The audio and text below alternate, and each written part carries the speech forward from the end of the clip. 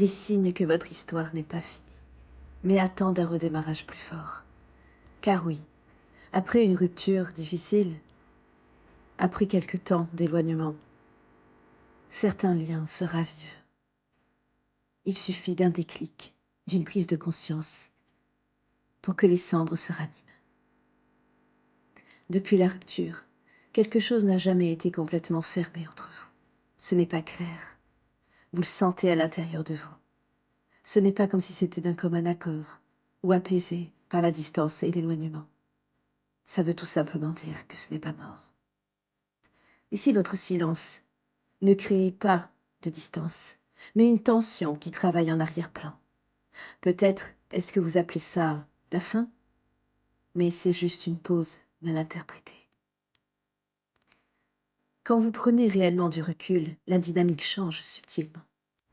Moins de pression, plus d'intention diffuse. Ce n'est pas spectaculaire, mais ce n'est pas neutre, mais c'est normal. Vous sentez qu'il y a encore une réactivité émotionnelle à certains souvenirs, certaines odeurs, même souvent sans rien. Cela vient naturellement de l'intérieur de vous. C'est votre conscience qui vous parle et qui vous dit « réveille-toi ».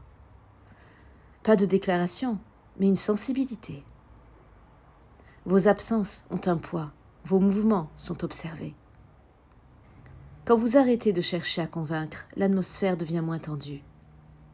Comme si la relation respirait mieux, était apaisée, quand vous cessez de vouloir la réparer. Vous êtes peut-être dans une phase d'ouverture réelle, un moment fragile. Si vous comblez le vide trop vite, vous le refermerez. Ne cherchez pas. Une autre relation, un pansement, car si vous l'étouffez, il disparaît. Alors, que ressentez-vous à cet instant?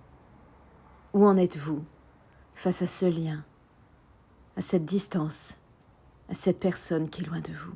N'écoutez pas votre ego, n'écoutez pas la colère. Elles sont les plus mauvaises conseillères. Écoutez votre cœur. Toutes les histoires, si vous les ressentez à l'intérieur de vous et de votre cœur, méritent d'être vécues. Seul l'amour mérite qu'on se batte pour lui.